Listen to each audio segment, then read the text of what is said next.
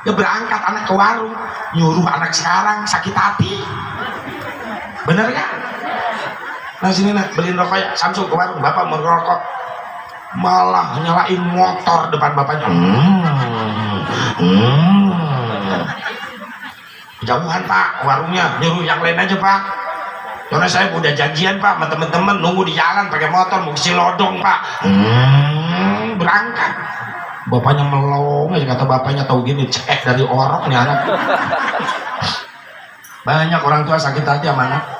Dulu anak kita akhlaknya kalau mau ngelewatin sama bapaknya jongkok, sopan santun. Maaf pak, dulunya geser, saya mau numpang lewat. Anak kita begitu gak kalau numpang lewat? Gak ada akhlak sekarang. Emaknya di jalan seret sampai nyungsep emaknya. Bapaknya telentang, tidur-tiduran ruangan tamu, masya Allah, dilangkahin, buat loncat kagok, nginjek leher bapaknya. Ini anak jurig, udah nginjek leher bapaknya, melotot sama bapaknya. Bokap sih, bokap, lu kagak nyambung, lu makan sama pindang, keluar dari mulut jadi bokap. Datang emaknya, nyokap. Datang neneknya, nyokap. Datang engkongnya, nyakop.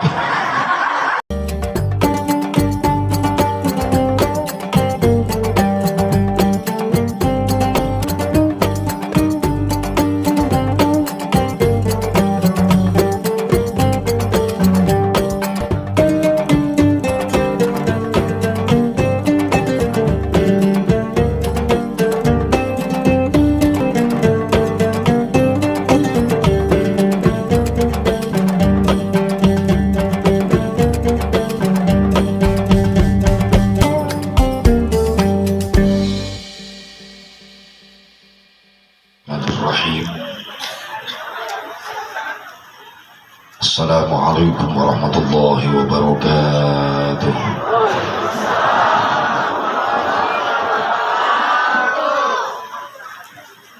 Alhamdulillahil wahidil qahhar, al-azizil ghaffar. Wa sholli ala nuril anwar wa sirril asrar wa triyaqil aghyar wa miftahi babil yasar sayyidina wa maulana Muhammadil Mukhtar wa alihil athhar wa ashabihil ahyar adada ni'amillahi wa ifdhalih. Asyhadu an la ilaha illallah wahdahu la syarika lah wa asyhadu anna sayyidana Muhammadan abduhu wa rasuluhu la nabiyya ba'dah. Qala Allah ta'ala fi kitabihil karim, a'udzu billahi minasy syaithanir rajim. Bismillahirrahmanirrahim. Qad aflaha man tazakka wa dzakara isma rabbih fasalla. Wa qala an-nabiy sallallahu alaihi wasallam, man ahya sunnati inda fasadi ummati falahu mithlu ajri syahidin. Wa qala Syekh Tajuddin As-Subki, wa syukrul mun'imi wajibun bisyar'i. Allahumma hidayatan lis-shawab.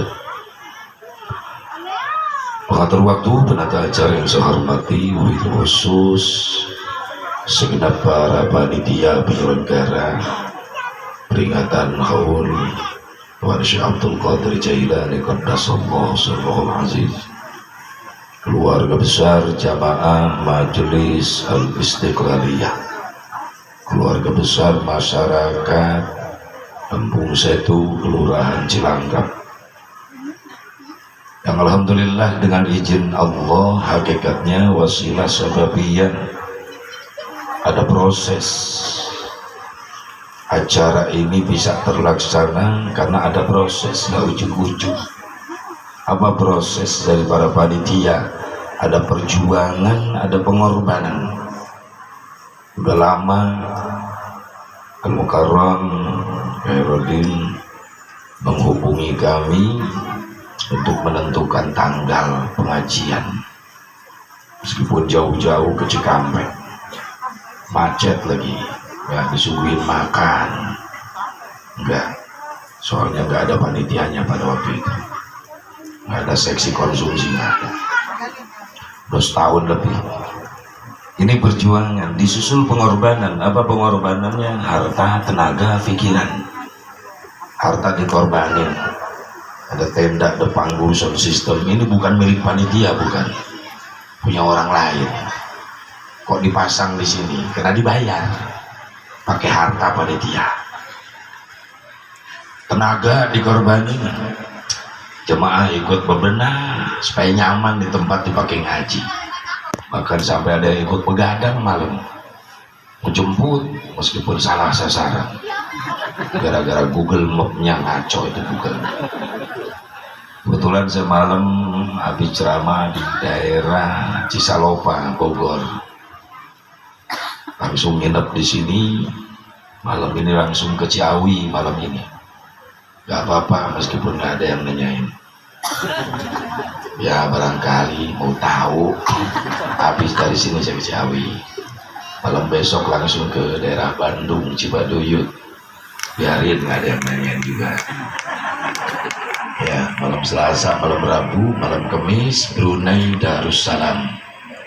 Kalau ada yang ngundang, kalau kagak ada ya udah molor di rumah.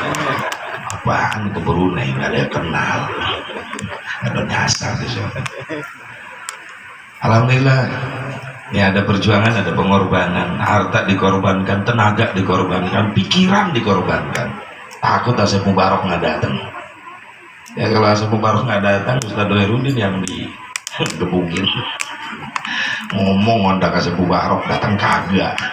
Makanya saya begitu nyampe malam, seneng banget, girang dia. Girang sampai ninggalin saya, dia molor. Saya nggak ada sampai subuh, liciknya pasti dia. Jadi kata Ustaz Khairuddin, nggak ada lagi nih mau balik, jemaahnya belum hadir, mau balik udah datang duluan. Berarti ya inilah mau balik ke Jajaden ini, udah datang duluan, nginep lagi, repotin lagi. Ini pengorbanan, takut Asep Mubarok nggak datang, takut nggak jadi nih acara. Ya kan imbasnya trauma nih tahun belakang kemarin, pramubali berbangkrut semua gara-gara corona lahir itu. Panitia ngebatalin semuanya karena imbasnya. Kiai mau balik nggak boleh kemana-mana, cukup di rumah saja. Di rumah doang, gua makan apa? Nggak ada ngegaji, rajaban dibatalin semua, nggak diizinin. Ngarep-ngarep yang mati nggak ada. Ya barangkali ada tahlilan lumayan juga. Iya, ada yang mati nggak boleh ditahlilkan karena mengundang kerumunan. Gagal lagi. Masya Allah. Habis corona lahir adeknya di Afrika, lahirnya si Omikron. Patuh si Omikron tuh genep gitu. Lahirnya di Afrika. Kalau corona sipit putih, lahirnya di Cina. Lagi Omikron, repot lagi. Ini imbasnya semuanya. Bukan di Indonesia aja, sedunia. Sampai di Indonesia tahun ke belakang, 2 tahun ke belakang, Masya Allah rukun Islam jadi kurang 1. Ibadah haji. Betul kan? Nah inilah kita yakinkan, urusan nasib ibadah haji urusan Allah. Kalau kita ngomong-ngomong sama tetangga, sama temen, perasaan kita mah gak bakalan nasib ke Mekah, gak punya uang. Yang punya Mekah Madinah Allah. Betul nggak? Buktinya yang udah lunas gak berangkat-berangkat. Betul nggak? Berarti yang milik Mekah Madinah tuh Allah. Kalau kita memang pengen ke Mekah, pengen ngerasain sujud depan Ka'bah, pengen merasakan indahnya baca salawat depan makam Rasulullah, duluin daftar sama Allah yang punya Mekah Madinah. Kalau kita belum punya ongkosnya, jangan putus asa dari rahmatnya Allah. Yang punya Mekah Madinah Allah. Banyak kejadian yang nasib orang yang kagak punya apa-apa bisa nasib bajian. Allah mudahin nasibnya. Tetangga saya Ustadz, Masya Allah, boro-boro mikirin ongkos ke Mekah, pengen ngerokok aja susah, santrinya pada pelit. Di Cikampek begitu Bu, santri-santri pada pelit sama kiai. Kalau di sini ya awalnya dari sini kan.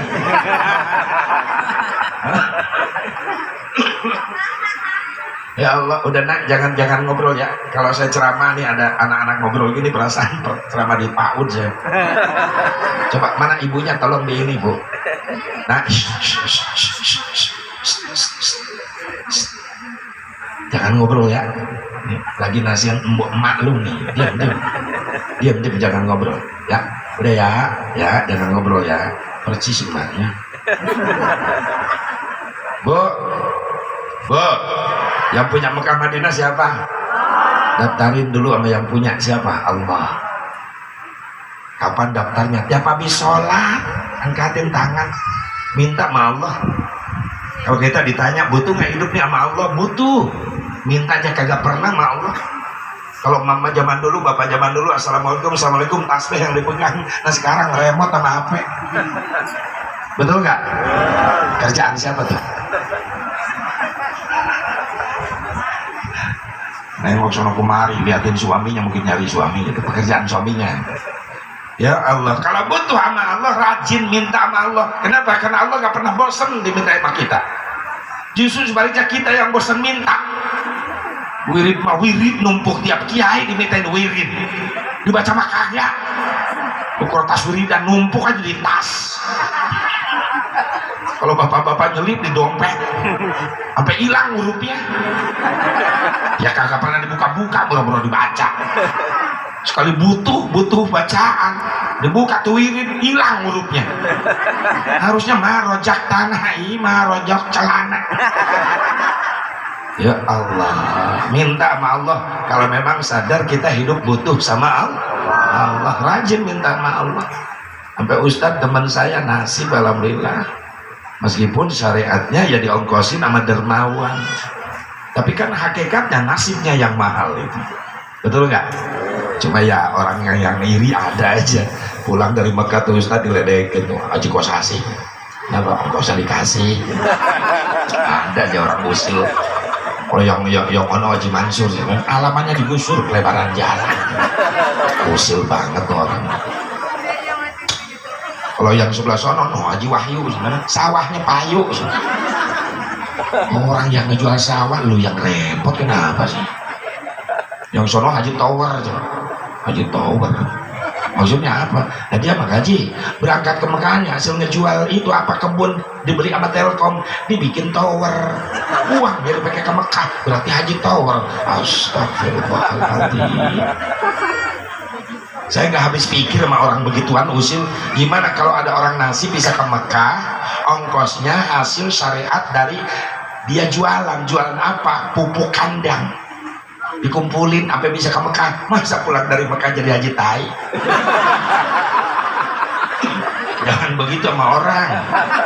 Coba belajar apa? Ikut bahagia dengan kebahagiaan orang lain. Orang lain bahagia, kita ikut bahagia. Siapa tahu keberkahan orang ini selanjutnya berpihak sama kita. Bukan amin, amal. Amin kenceng, lu sifat masih begitu.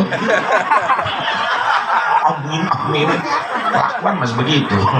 Orang maju, lu yang nyengir. Ada yang begitu, ada. Berarti yang amin kenceng tadi. Ibu bapak hadirin hadirat rahimakumullah, hadani Allah wa iyyakum ajmain.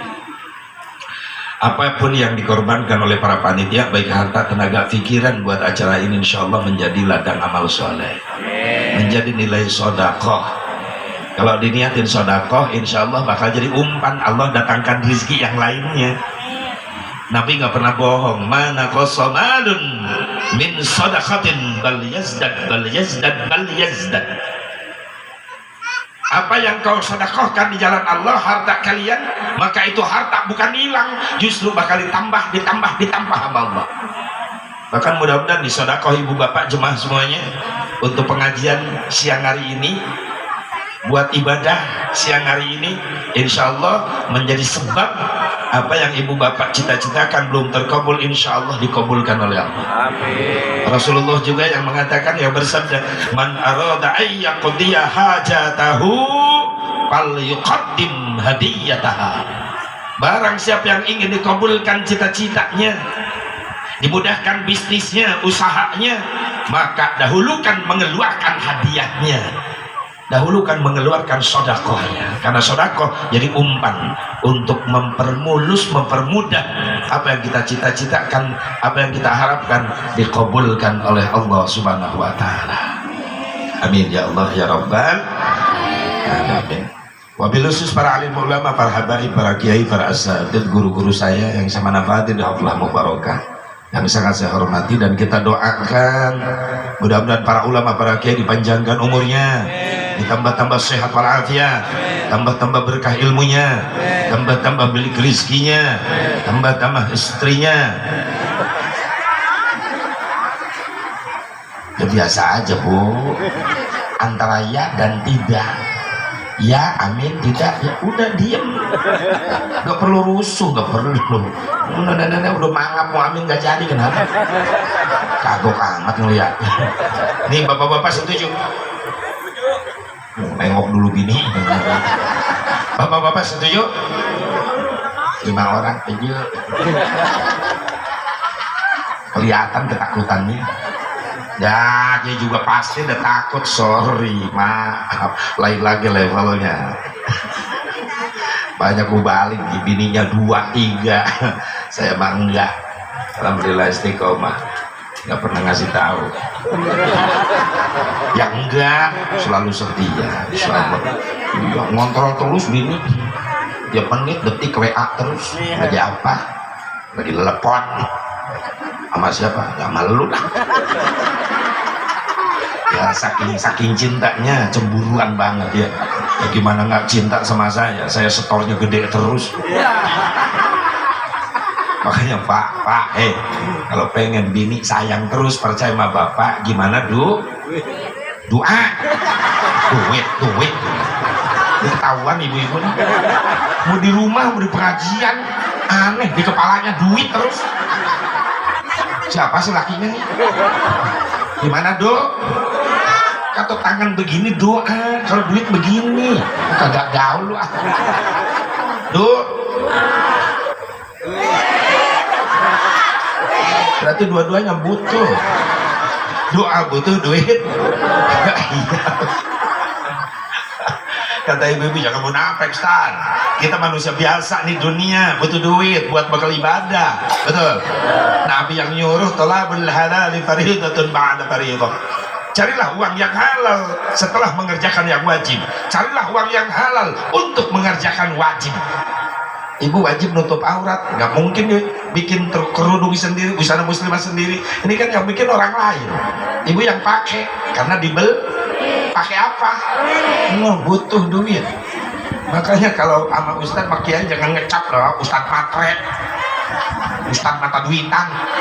Ustadz juga manusia, butuh duit. Udah salah lagi. Lihat tangan, butuh aman. Nah gitu komplit dong. Bu mau kemana Bu? Oh iya. Nanti sering-sering ngaji bawa anak. Hati-hati di jalan. Ya kasihan. Yang lain mau ikut pulang ayo. Enggak? Ya udah. Kalau bisa pulang semuanya lah. Gue nggak capek. Amplop udah dirapet. Bu, butuh doa ama normal. Saya juga manusia, makanya jauh-jauh dari Cikampek ke Tapos, ke Cilangkap, daripada diem di rumah. Bener, pusing kepala di rumah, mikirin banyak ulang-ulang, utang baru ketemu udah mirna. Tahu dari mana gue banyak utang? Enak aja mirna, ulang-ulang utang. Makanya saya berangkat ke sini. Mudah-mudahan di sini dapat doa. Astagfirullahaladzim. Ini orang rajin mitnah di sini ya. Insya Allah di bubar pengajian ibu bapak bawa ilmu, saya pulang bawa amal. Amplop. Ih tapi ruangan di sini aja dah.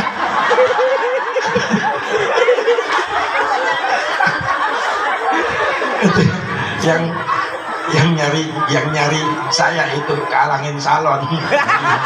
Dan nih asli juga nih. Di salon gue banting juga. Salah strategi nyimpen salon, ibu-ibu nengokin mana orangnya. Ini asli ya, alis ya, gelap ya. Puas. Udah duduk lagi alis.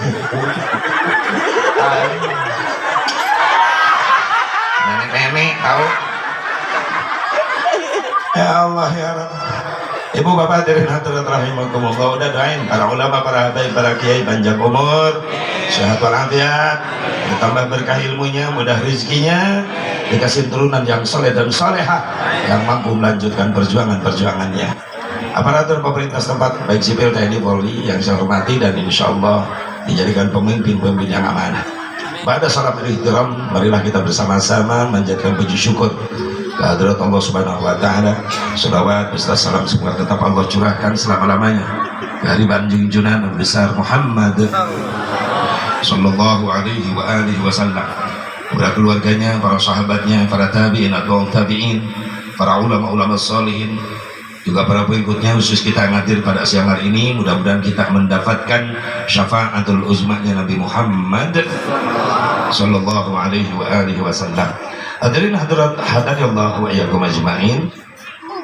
Untunglah kita menjadi umatnya Nabi Muhammad. Kenapa? Karena umat Nabi Muhammad, umat Islam adalah umat yang paling mulia di hadapan Allah dibandingkan dengan umat yang lain. Timbul pertanyaan, apa yang membuat kita umat Islam jadi mulia di hadapan Allah dibanding dengan umat yang lain? Apa kita umat Islam mulia gara-gara kita umat Islam ada sholat 5 waktu, umat yang lain nggak ada sholat 5 waktu? Apa kita umat Islam jadi mulia di hadapan Allah gara-gara ada puasa Ramadan, umat yang lain nggak ada puasa Ramadan? Apa kita mulia di hadapan Allah gara-gara ada haji umrah, sementara umat yang lain nggak ada haji umrah? Ayo kita telusuri bareng-bareng, teliti, telaah. Kalau dinilai kemuliaan kita di hadapan Allah gara-gara sholat kita, maaf, untuk saya Mubarak pribadi mengakui kualitas ibadah sholatnya belum ada apa-apanya. Boro-boro nyampe khusyuk tumaninah aja kagak bisa. Kalau ngandelin sholat kita, bukannya kita suudzon sama Allah, bukan kita jelek sangka sama Allah, kita sadar diri kualitas sholat kita masih jauh dibandingkan dengan sholatnya Rasulullah Sallallahu Alaihi Wasallam. Belum ada apa-apanya. Tapi meskipun begitu, mudah-mudahan kekurangan ibadah sholat kita diampuni oleh Allah Subhanahu Wa Taala. Boro-boro nyampe khusyuk tumaninah aja kagak bisa. Jujur, betul nggak? Ketika takbir pertama Allah sampai merem-merem pengen khusyuk, begitu bar mata kita bukan ngeliatin tempat sujud. Maaf bapak-bapak, kalau berjamaah pasti nengokin sarung orang di depan.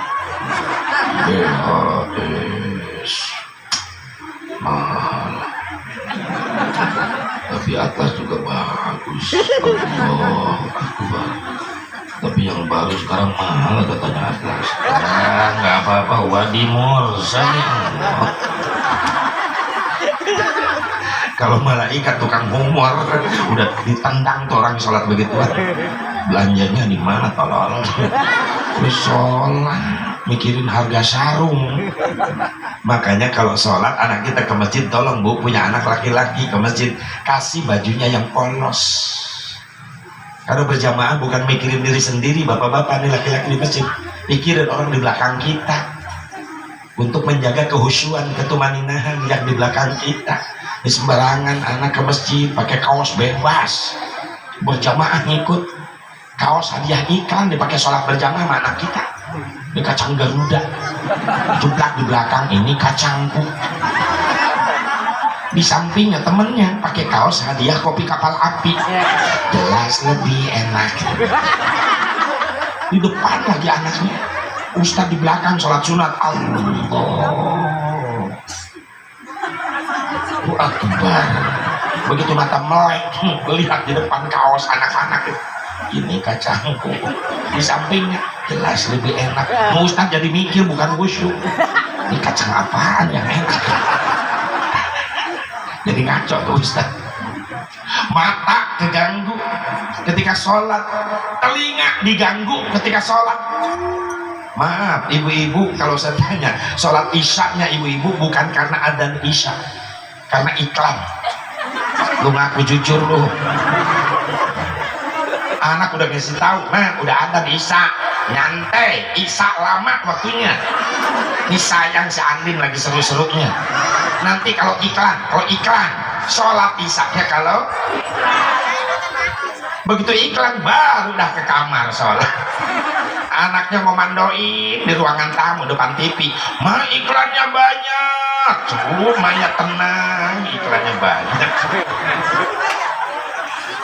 Udah nyampe 3 rakaat, anaknya teriak, memulai Allahu Akbar, Allah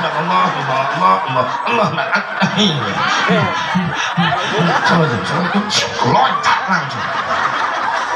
Anaknya duduk di kursi sampai ketindih, remote direbut, gebukin kepala anaknya sampai bengkok tuh remote. Dia dipindahin sama anaknya ke si Upin. Upin tuh, udah lancar gua lagi seru si Andin. Sholat hancur, wiridan lapor, kepala anak genjul. Kerjaan siapa tuh? Telinga keganggu, hidung keganggu ketika sholat. Makanya maaf, yang rumah bertetangga dengan masjid, waktu-waktunya sholat jangan goreng-goreng ikan asin. Sholat loh. Ada yang sholat di masjid lagi lapak-lapak, sholat dulu sampai melengking lapar. Nggak nyadar tuh yang masak samping masjid ikan asin bandeng, masuk asapnya ke masjid, dia lagi sholat. Cocok nih sama jengkol, sambal berjabah, cocok habis sholat ngeliwat. Allah, kacau bener tuh sholat. Hidung keganggu, apalagi kalau kita lagi sholat keganggu pantat. Maaf jujur, pasti nih bapak-bapak ibu-ibu ada yang pengalaman sholat nahan kentut. Ayo jujur, dibatalin, sayang serokaat lagi, nggak dibatalin udah nyedek ke gerbang. Bagaimana ekspresi orang nahan kentut lagi sholat?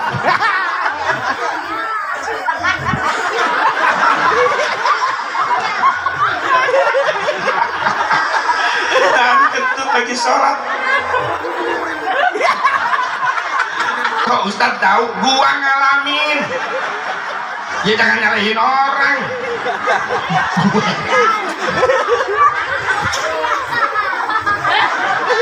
Dibatalin, sayang serokaat lagi. Tapi jago tuh anak muda lagi berjamaah sholat, imamnya engkong-engkong, lambat banget, metik tanpa gigi. Imamnya metik. Gerutu aja nih anak muda di belakang, lambat banget nih imam. Gua gak kuat pengen kentut. Ya imam gak tahu lu mau kentut, imam nyantai-nyantai aja. Ini anak muda di belakang serokaat lagi, bertahan bener-bener hebat. Nah ini kentut, Allahu Akbar, itu ruku, pantat nyengsol, takut kebeledan, sujud nungging, nilep tuh pantat. Jago tuh orang tuh nang kentut anak muda, begitu tahiyat duduk gerbek lagi. Ketika denger imam di depan, assalam, juga nembak, udah ngerusak sholat. Masya Allah. Jujur, kalau kita hitung kemuliaan kita diukur dari sholat kita, maaf bu, masih jauh dari khusyuk, betul nggak? Tumaninah aja gak bisa. Belum pernah kita ngerasain sholat nangis, orang di Mekah, ibu bapak lagi umroh lagi haji, pernah ngerasain. Apalagi yang pertama kali ke Mekah, jangankan lihat Ka'bah di dalam haram, baru melihat Masjidil Haramnya aja di halaman luar udah pada nangis, mendadak lupa sama ongkos 30 juta. Bener ya Bu ya, yang pernah kesana ya, sebelum masuk Masjidil Haram disiapin dulu sama pembimbing di halaman Masjidil Haram, dihitung jemaah, takut hilang, takut ketinggalan. Saya ngebimbing umroh tiap tahun, bimbing umroh. Ini ada yang baru pertama kali pemula nih jemaah, di samping saya engkong-engkong.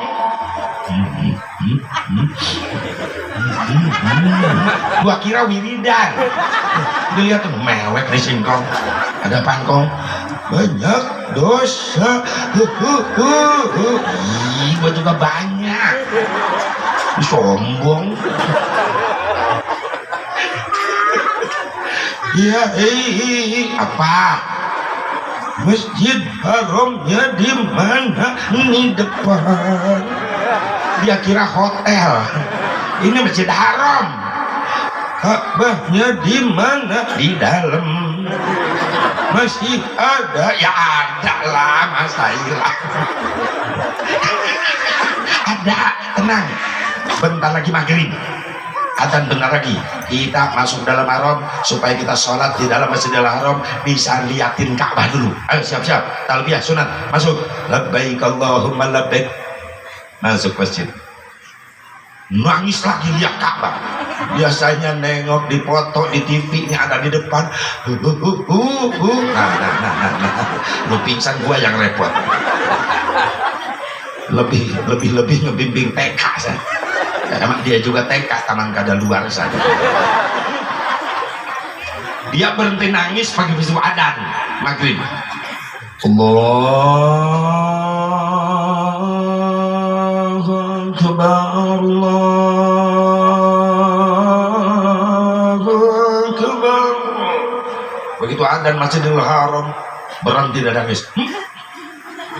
Udah gua kaget. Dulu tadi nangis, sekarang berhenti. Ada apa Kom? Ada apa? RCTI.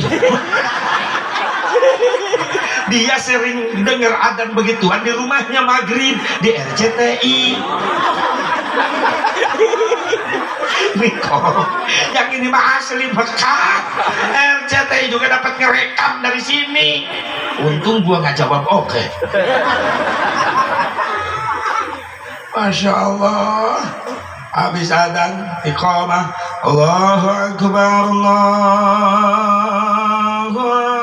Akbar, asyhadu an la ilaha illallah, asyhadu anna Muhammadar Rasulullah, hayya 'alas salati, hayya 'alal falah, qad qamatis salatu, qad qamatis salah, Allahu Akbar, Allahu Akbar, la ilaha illallah.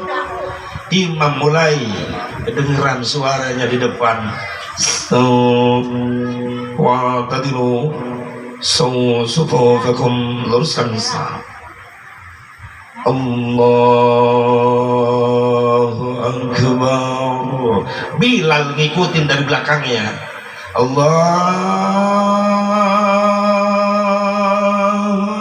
Akbar. Enak.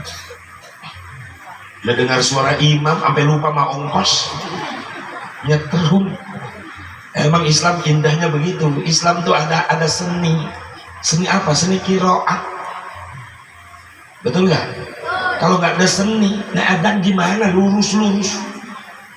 Preman insaf adzan belum dilatih apa-apa udah adzan. Teriak-teriak subuh. Allahu Akbar. Allahu Akbar. Ini orang pada bangun tidur, bawa ke masjid. Ada seni. Bismillahirrahmanirrahim.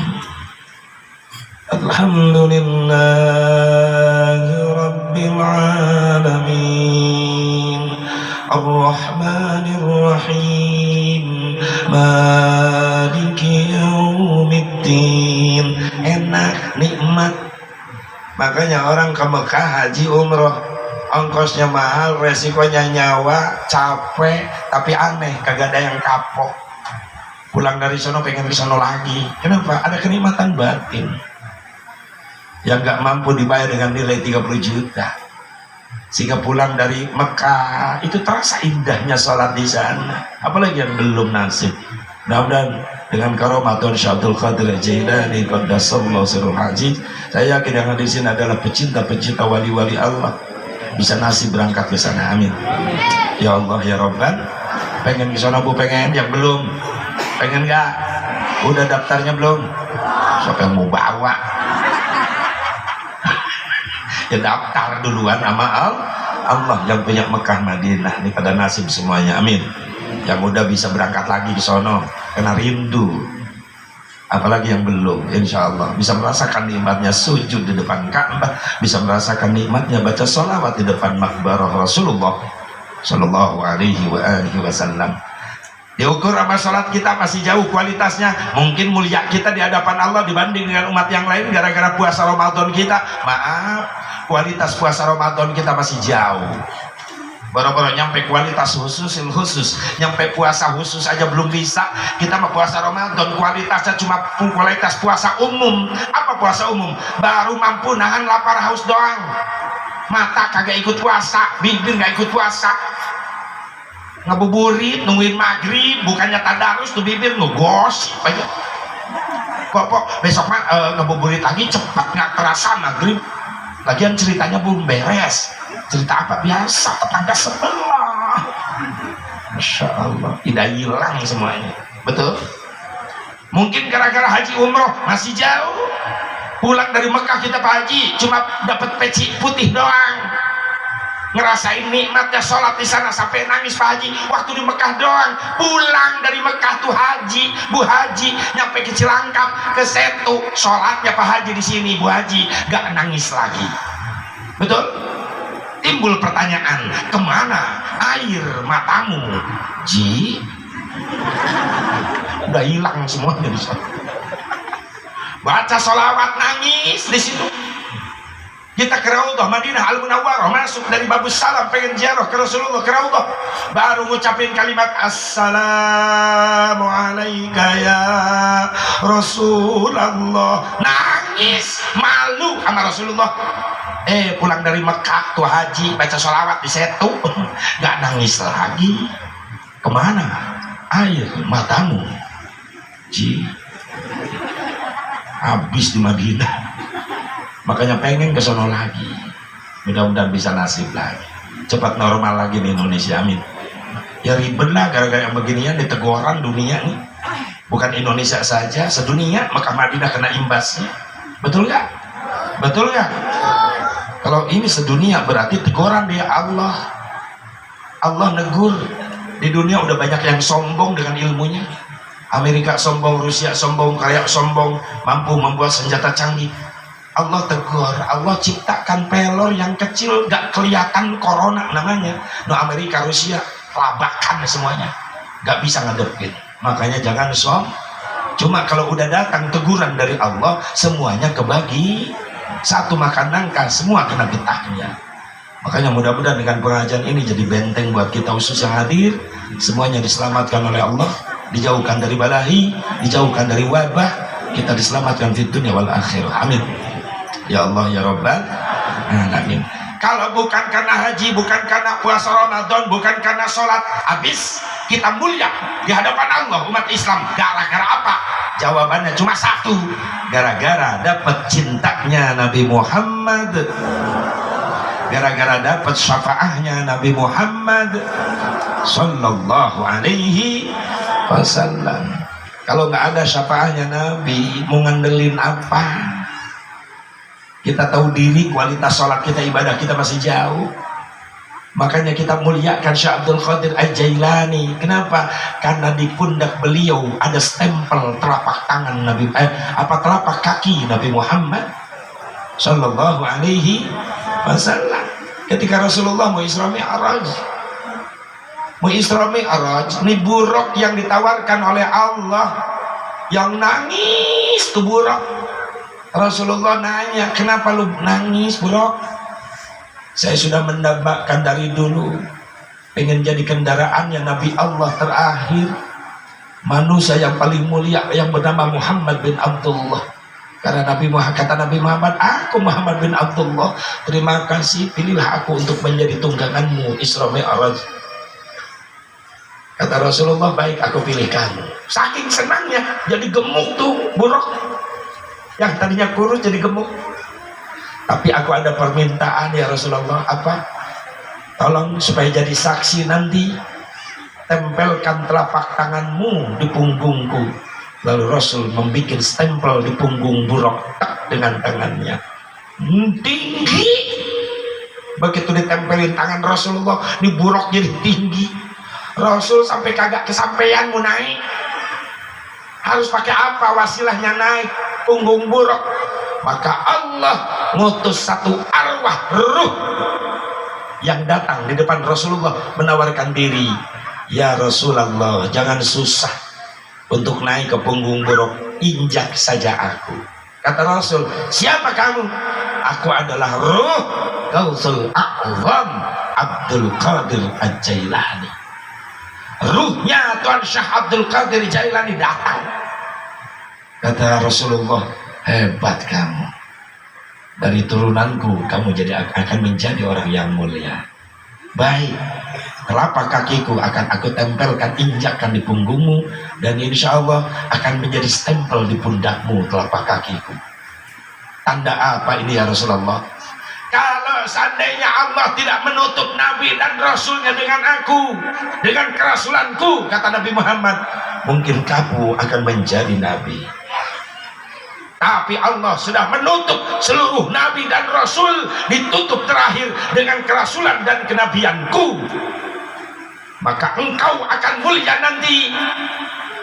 Aku injakkan telapak kakiku di punggungmu untuk menjadi tanda bahwa kamu Abdul Qadir akan menjadi rajanya para wali-wali dan umatku. Jadilah Sultan Aulia Syekh Abdul Qadir Al-Jailani. Maka naiklah Rasulullah ke pundak Syekh Abdul Qadir. Ceplak, ada bekas telapak kaki Rasulullah di pundaknya Tuan Syekh Abdul Qadir Jailani. Subhanallah. Nah, inilah keturunan Rasulullah yang kita haulkan, yang kita peringati haulannya. Meskipun sebagian kecil umat Islam ada yang masih mengharamkan apa-apaan haul, nggak ada dari sononya. Ya orang udah mati, buat apa kita baca Fatihah, kedengeran aja kagak, dia udah mati. Emang kenapa mas? Ya Ustaz, pikir aja logika apa? Orang udah mati, mau denger apa? Yang denger itu yang masih hidup. Orang yang nggak mati dibacain Fatihah, dia denger aja kagak. Menurut logika emang betul mas, orang yang mati kagak denger, yang denger itu yang masih hidup, itu menurut logika. Tapi beda dengan iman. Maksudnya apa? Jangan dulu nunggu mati orang kagak denger, orang yang masih hidup aja udah banyak yang kagak denger. Betul gak? Jangan nungguin mati dulu kagak denger, yang hidup aja udah banyak yang tuli. Bener gak? Kong, mau kemana? Beras merah. Kan kagak nyambung. Berapa seliter? 6 karung. Kagak nyambung, masih hidup tuh singkong. Mudah-mudahan engkong diterkam harimau. Amin. Oh berarti sakti. Masih hidup udah kagak nyambung. Jangan nunggu mati. Yang hidup aja banyak orang tuli. Jadi urusan denger kagak denger bukan urusan mati atau hidup, tapi itu urusan Allah Subhanahu. Yang menyampaikan bacaan kita adalah Allah. Itulah iman. Betul? Yakin gak nih ruh Rasulullah, ruh Syekh Abdul Qadir Jailani hadir? Yakin gak? Yakinlah. Kenapa? Allah melalui Rasulnya. Rasul pernah ditanya oleh Ibnu Wahibah, kenapa kita harus mengingat orang-orang yang soleh tapi dia sudah tiada ya Rasulullah? Maka Rasul jawab, inda dzikris salihin tanzilur rahmah. Ketika kita mengingat orang-orang soleh, maka kontan Allah mengutus ribuan malaikat rahmat hadir ke tempat itu. Untuk apa? Supaya hadir semuanya pulang membawa rahmat Allah. Alhamdulillah. Dan haulan sudah ada di zaman Rasulullah Sallallahu Alaihi Wasallam. Makanya baca dulu sejarah. Jangan kata oh bid'ah tuh dolalah sesat. Nggak ada dari sononya. Apa-apa nggak ada dari sononya. Maulid nggak ada dari sononya. Wajaban nggak ada dari sononya. Di Kerawang ada yang begituan, Bu. Haji mau kemana? Muludan. Nggak ada dari sononya, Pak Haji. Saya samperin, lu ngomong apa barusan? Ya Muludan nggak ada dari sononya, Pak Haji. Nah, lu dari kapan dari sono? Maksudnya apa, Pak Haji? Ya lu maksudnya tadi apa? Iya, Pak Haji, Muludan nggak ada dari sononya, begitu. Ya sekarang gua tanya, lu kapan ke sono? Ketemu sama siapa lu di sono? Bawa apa lu dari sono? Kapan lu mau ke sono lagi? Makin pusing orang gitu. Kok Pak Haji jadi gitu? Soalnya lu begitu. Kalau nggak mau digitu-gitunya, lu jangan begitu. Nah, begitu nih. Kacau. Iya, apa-apa nggak ada di sono, nggak apa-apa bid'ah. Baca sejarah. Riwayat Ibnu Abbas radhiyallahu anhu, kata Ibnu Abbas, karena Rasulullah SAW ya'ti kubur syuhada inda ra'sil haul fayaqulu assalamu alaikum bima sabartum fa ni'ma ukhbad dar. Qala wa kana Abu Bakar Umar Utsman yaf'aluna dzalik. Hampir setahun sekali Rasulullah menghaulkan para syuhada Uhud. Rasulullah itu setahun sekali harus ke Uhud. Kenapa? Menghaulkan. Begitu nyampe ke makom Uhud, dan kebetulan di Uhud juga ada makom pamannya, yaitu Sayyidina Hamzah radhiyallahu anhu. Maka Rasul sampai ke makom Uhud mengucapkan kalimat assalamualaikum bima sabartum fa ni'ma ukhbad dar. Keselamatan buat kalian semuanya, hasil dari kesabaran kalian. Sekarang kalian ditempatkan oleh Allah di tempat yang penuh dengan kenikmatan. Ibnu Muhibah nanya, ya Rasulullah, ada manfaatnya buat kita datang ke sini? Ada. Kalian tahu?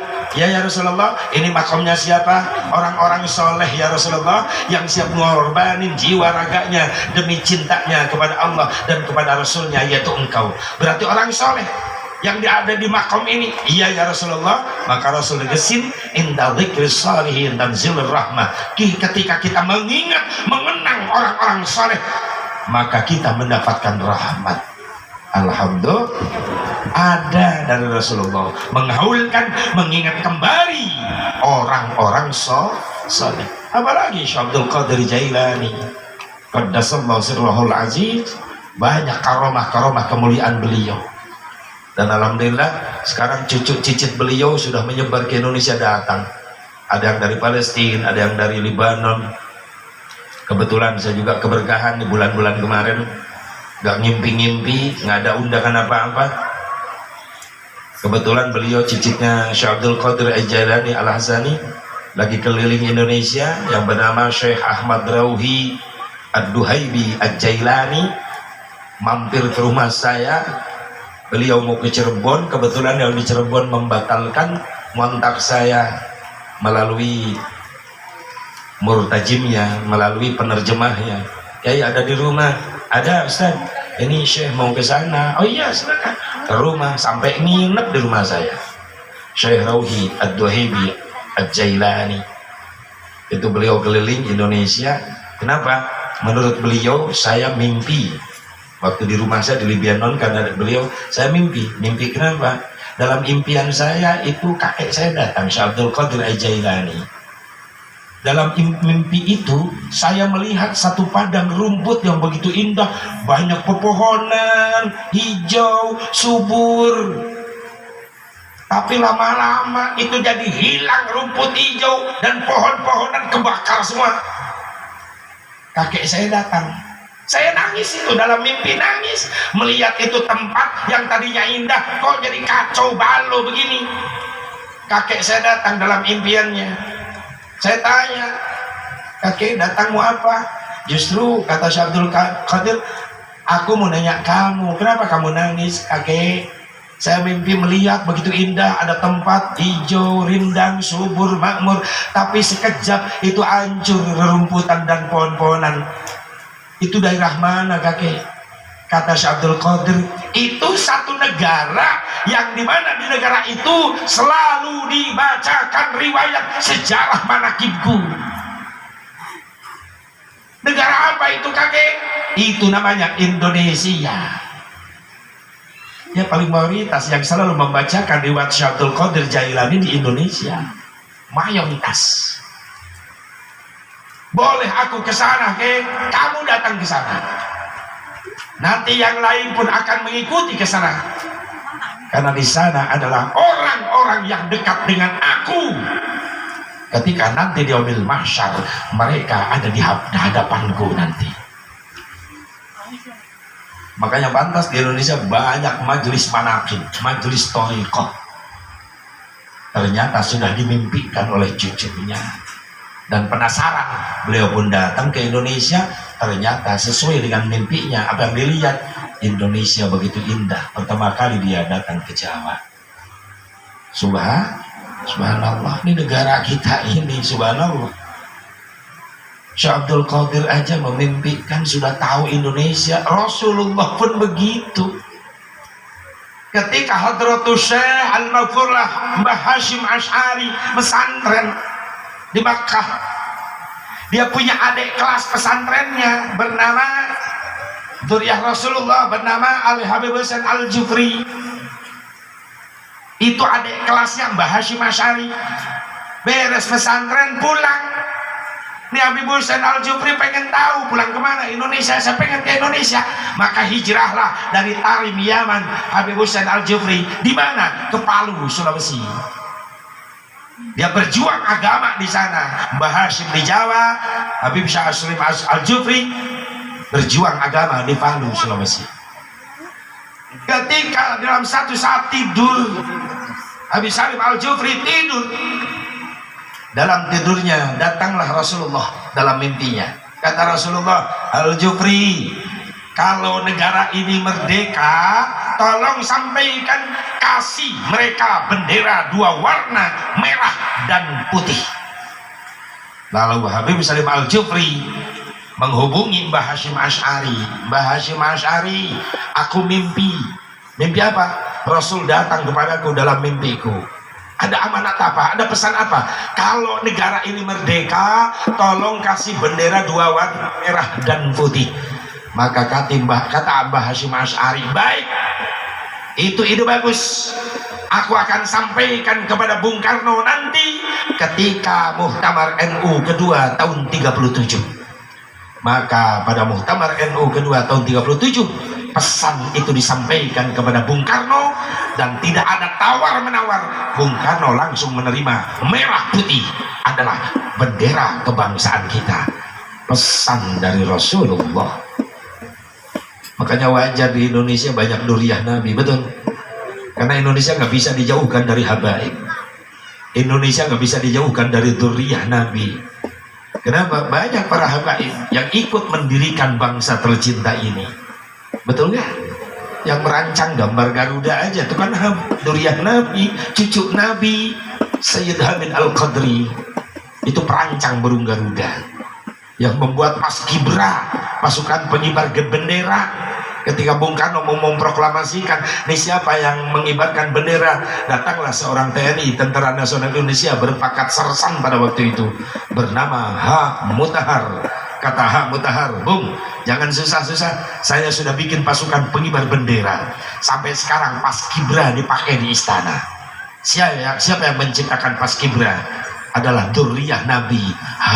Mutahar, yang nama aslinya adalah Al-Habib Husain bin Ahmad bin Husain bin Ahmad bin Husain Al-Mutahhar, cucu Nabi. Cuma nggak dijelasin di situnya Habib Mutahhar, enggak, H. Mutahhar. Bahkan beliau menciptakan lagu kebangsaan kita 17 Agustus tahun 45, Siapa penciptanya? Mutahhar, Al-Habib Husain Al-Mutahhar. Makanya nggak bisa dijauhkan. Pantas Allah tidak hancurin Indonesia sekaligus. Kenapa? Karena masih banyak duriyah Nabi Muhammad SAW. Masih banyak pecinta Syekh Abdul Qadir, masih banyak pecinta Rasulullah Sallallahu Alaihi Wasallam. Bukannya nggak mampu Allah ngancurin Indonesia, dihilangin sekaligus. Allah mampu. Lihat peta Indonesia, lautan daratan masih luas lautan, naik aja air laut Indonesia hilang. Allah mampu ngadain seperti itu. Cuma dituntut gunung atu-atu aja yang kentut, prek. Tsunami pojokan-pojokan aja, nggak sekaligus. Kenapa? Masih ada benteng. Siapa bentengnya? Nah, ini pecinta-pecinta Rasulullah, pecinta-pecinta Tuhan Syekh Abdul Qadir Jailani. Insya Allah karomahnya nyampe ke Indonesia. Amin. Karena selalu manakibnya dibaca di Indonesia. Alhamdulillah. Makanya umat Rasulullah itu selalu dibanggakan. Nabinya udah terkenal sebelum dilahirkan, umatnya pun ikut terkenal. Kita belum digelar ke dunia, udah banyak yang ngomongin umat akhir zaman, umat akhir zaman. Kita udah disebut-sebut sama nabi-nabi yang lain. Maaf Bu, Pak. Nabi Nuh alaihissalam pernah dipuji sama umatnya. Hebat kau Nabiullah Nuh. Hebat apaan? Ini kan di tengah padang pasir, tapi engkau membuat kapal laut begitu indah, begitu hebat. Tahu suatu saat akan menjadi lautan tempat ini. Hebat, punya ilmu teknologi dari mana kau bisa membuat kapal pesiar seperti ini? Kata Nabi Nuh, masih mulia umat akhir zaman, kata Nabi Nuh. Maksudnya apa? Ini ilmuku belum seberapa dibandingkan dengan ilmu umat Nabi akhir zaman. Emang ada lagi yang lebih canggih?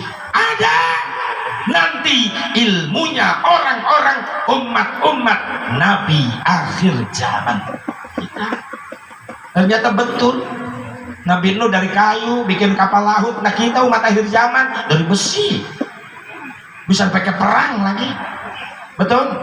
Lebih canggih ilmunya umat Nabi akhir zaman. Nabi Sulaiman dipuji sama umatnya. Hebat kau Nabi Sulaiman. Hebat kenapa? Kau ngerti bahasa burung, bahkan bisa ngobrol sama burung. Kata Nabi Sulaiman, kecil dibandingkan dengan ilmu umat Nabi akhir zaman. Kita disebut lagi sama Nabi Sulaiman. Emang kenapa? Nanti ada orang-orang yang pandai berbicara dengan binatang-binatang, bahkan mampu melatih binatang-binatang bisa berbicara. Hebat tuh orang. Di mana? Kapan? Nanti umat Nabi akhir zaman. Nabi Sulaiman ngobrol. Nah umat Nabi akhir zaman kita bukan ngobrol, mampu ngelatih burung bisa ngomong. Beo, Assalamualaikum. Haji, ada kamu? Ngopi coy. Nah, zaman Nabi Sulaiman ada coy. Kan di akhir zaman ada coy. Umat Nabi akhir mampu melatih burung bisa ngomong. Burung saya di rumah. Wah, gacor banget. Haji, ada kamu? Haji, ada kamu? Saya teriak di rumah. Bawa berkat gak? Bawa. Ngerti tuh burung. Saya nengok keluar, nggak ada apa-apa, nggak ada siapa-siapa. Tengok ke samping rumah, tetangga lagi ngumpet begini. Haji, ada kamu? Haji, ada kamu? Oh, dikirain burung. Biasa tukang humor tuh tetangga. Saya juga mikir, burung saya burung pipit, bisa ngomong di mana? Tuh kan ketipu semua. Jangan saya aja yang ditipu sama tetangga. Ya Allah. Nabi Isa dipuji sama umatnya ketika membangunkan orang mati, dan orang mati hidup lagi, bisa ngobrol dengan Nabi Isa, ngobrol. Kata umatnya, hebat kau Nabiullah Isa, kau bisa menghidupkan orang mati, bahkan ngobrol dengan orang mati. Bagaimana kata Nabi Isa? Ilmuku belum ada apa-apanya dibandingkan dengan ilmu umat Nabi akhir zaman. Ada lagi orang yang bisa menghidupkan mati lalu ngobrol. Ada. Siapa? Nanti umat Nabi akhir zaman. Siapa beliau? Tuan Syekh Abdul Qadir Jailani Qaddasallahu Rahul Aziz. Lebih canggih lagi ilmunya, karomahnya. Kalau Nabi Isa menghidupkan yang mati, qum biidznillah, bangunlah kau dengan izin Allah. Tapi Tuan Syekh Abdul Qadir lebih hebat. Qum biidzni, hiduplah kamu dengan izinku. Syekh Abdul Qadir, bukan dengan izin Allah, dengan izinku. Kagak, lebih canggih. Ketiganya ada riwayat manaqib Tuan Syekh Abdul Qadir Jailani. Ada orang tua, ibu dan bapak nyantranin anaknya ke Tuan Syekh Abdul Qadir Jailani. Syekh, tolong terima anak saya jadi santri engkau di sini ya. Kata Syekh Abdul Qadir, baik, anak kalian saya terima jadi santri saya di sini. Tapi tolong jangan ditengok-tengok supaya betahnya anak. Ya Syekh, saya mau pamit pulang mak bapaknya. Baru sebulan, ini emaknya nangis melulu ingat sama anaknya yang nyantren di Syekh Abdul Qadir. Nengoklah ke pesantren Syekh Abdul Qadir. Begitu nyampe ke pesantren Syekh Abdul Qadir, dilihat Syekh Abdul Qadir lagi makan bareng sama santri-santrinya. Cuma kaget nih orang tua, lihat Syekh Abdul Qadir makan pakai daging ayam, sampai tulang belulang tuh ayam ada di depan Syekh Abdul Qadir, di depan Syekh Abdul Qadir. Sementara anaknya yang nyantren makannya dengan bubur kunyit, sampai kurus tuh anak. Ya nggak tega lah, namanya orang tua anaknya pesantren jadi kurus begini. Marah nih orang tuanya. Syekh, engkau gak adil. Kata Syekh Abdul Qadir, gak adil kenapa? Syekh, enak-enak makan dengan daging ayam sampai tulang belulang ada di depanmu, Syekh.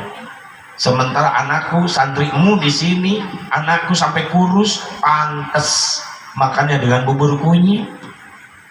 Kata Syekh Abdul Qadir, lantas harus gimana? Ya samainlah Syekh, anak saya pun di sini makannya harus sama daging ayam.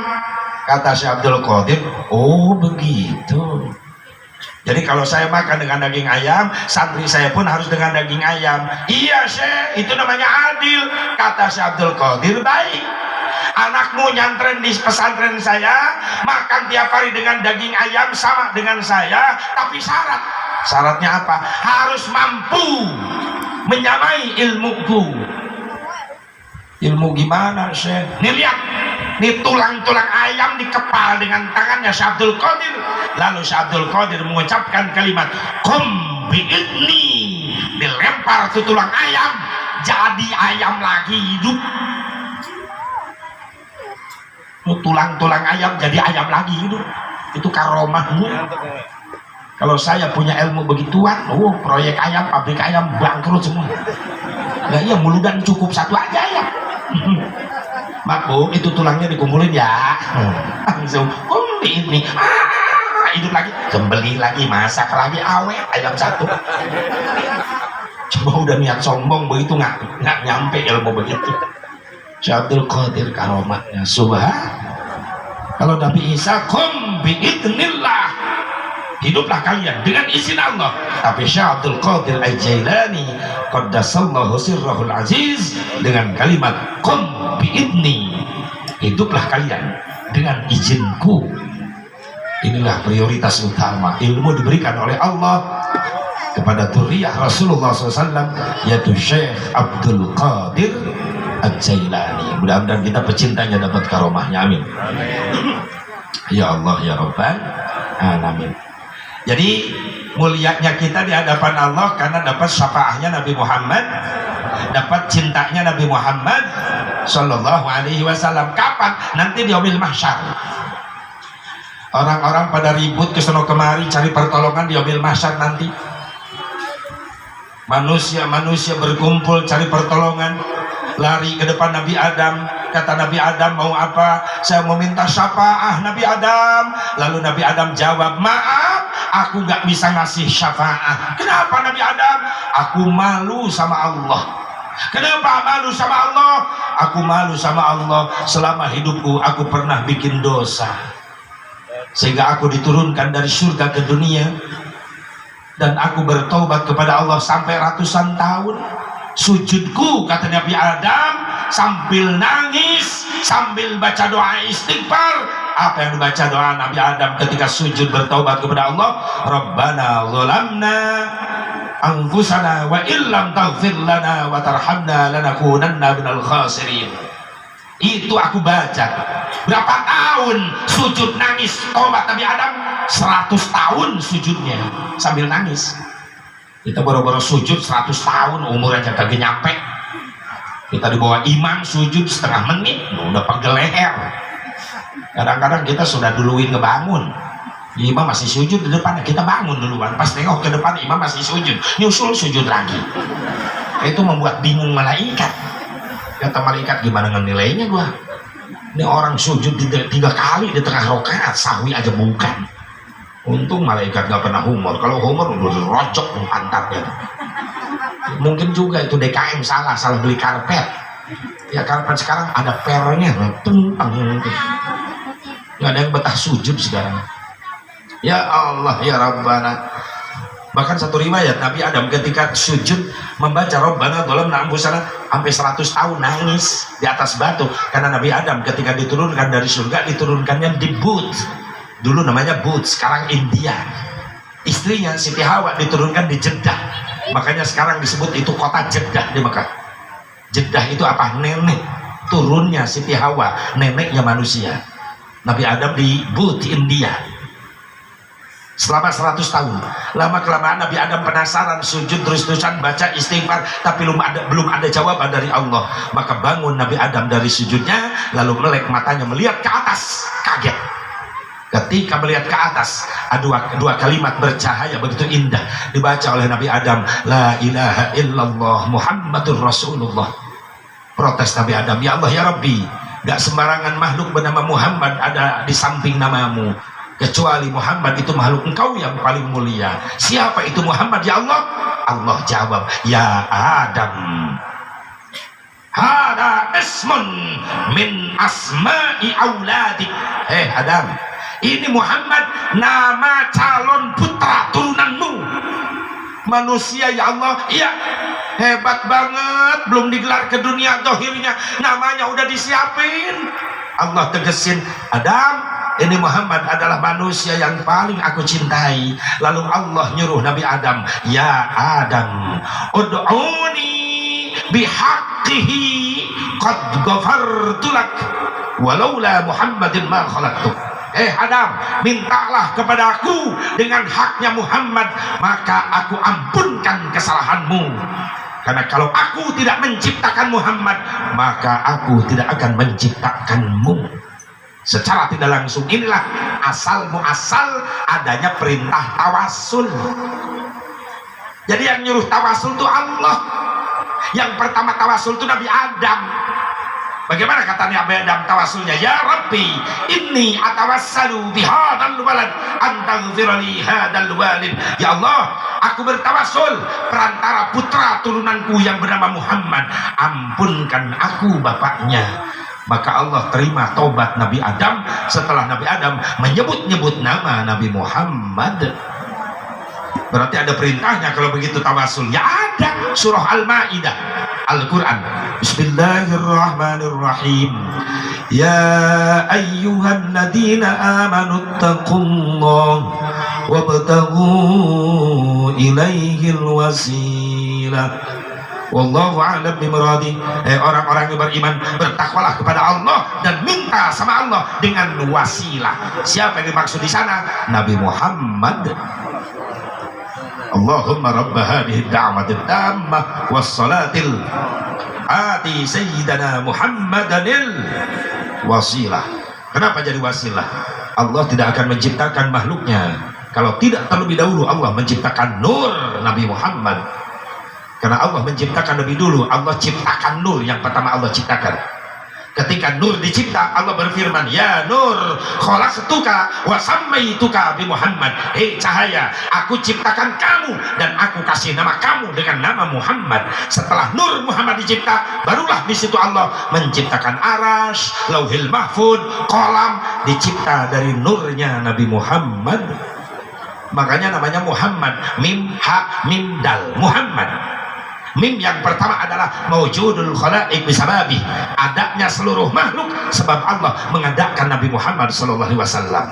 Haknya Muhammad, hayatul khalaiq bisababi, hidupnya seluruh makhluk sebab Allah menghidupkan Nabi Muhammad sallallahu alaihi wasallam. Mimnya yang tengah Muhammad, mautul khalaiq bisababi, matinya seluruh makhluk sebab Allah mewafatkan Nabi Muhammad. Dalnya Muhammad, dukhulul abidil jannah bisababi, masuknya hamba Allah ke surga sebab Allah mempersilahkan Rasul yang masuk surga duluan. Mudah-mudahan kita pecinta wali Allah, pecinta Rasulullah ada di belakang yang ngikut nanti. Amin ya Allah ya Rabbal. Inilah untungnya kita jadi umat Nabi Muhammad. Maka kata Nabi Adam, jangan datang kepadaku, datangi Nabi Nuh. Maka manusia-manusia di yaumil mahsyar datang ke depan Nabi Nuh. Kata Nabi Nuh, ada apa? Meminta syafaat Nabi Nuh. Kata Nabi Nuh, maaf, aku tidak mampu memberikan syafaat karena aku malu sama Allah. Malu kenapa? Aku dikasih umur panjang ratusan tahun di dunia, tapi aku tidak bisa membawa umat Islam yang banyak. Bahkan aku malu sama Allah, anakku tidak masuk Islam. Kanan datangin Nabi Ibrahim, datang ke Nabi Ibrahim, ada apa? Minta syafaat Nabi Ibrahim. Kata Nabi Ibrahim, maaf, aku tidak bisa ngasih syafaat. Kenapa? Aku malu sama Allah. Kata Nabi Ibrahim, karena aku selama hidup pernah berbohong. Ayahku tukang pengrajin membuat patung-patung berhala. Ketika satu malam patung-patung yang kecil aku hancurkan semuanya, aku sisakan patung yang gede, lalu kampaknya aku gantungkan di patung yang gede. Pagi-pagi ayahku manggil, siapa yang ngancurin patung-patung Tuhan kita? Aku berbohong, ayah, yang ngancurin patung patung yang gede, kampaknya ada di tangannya. Berbohong aku, nggak gentle. Makanya malu sama Allah, pernah berbohong. Datangi Nabi Musa, semuanya orang ngadep Nabi Musa. Kata Nabi Musa, ada apa? Minta syafaat Nabi Musa. Kata Nabi Musa, maaf, aku nggak bisa ngasih syafaat. Kenapa? Aku malu sama Allah. Malu kenapa? Selama hidup aku pernah berbuat dosa. Dosa apa? Aku pernah membunuh utusan Fir'aun yang bernama Kipti. Aku bunuh. Malu aku sama Allah. Datangin Nabi Isa.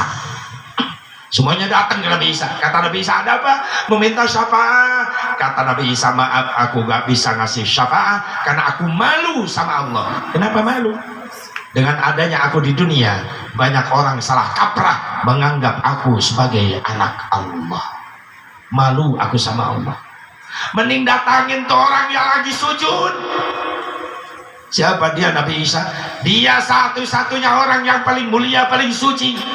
Selama hidupnya belum pernah berbuat dosa. Siapa dia? Beliau adalah Nabi Muhammad sallallahu alaihi wasallam. Maka Allah bangunkan Rasulullah. Irfa ra'sak, bangun, angkat wajahmu. Lalu Rasul bangun menghadap Allah, minta izin sama Allah. Ya Allah ya Rabbi, izinkan aku untuk memberikan syafaat kepada umatku. Maka kata Allah, isfa, silakan tolong. Rasul teriak, ummati, ummati. Kita umat yang mencintai beliau, insya Allah bakal menemukan kenikmatan yang terindah yang belum pernah kita rasakan di dunia. Kenikmatan apa? Melihat wajah manusia ciptaan Allah terindah, yaitu wajah Nabi Muhammad. Amin, amin. Isfa'lana ya Rasulullah. Amin ya Allah ya Rabbah.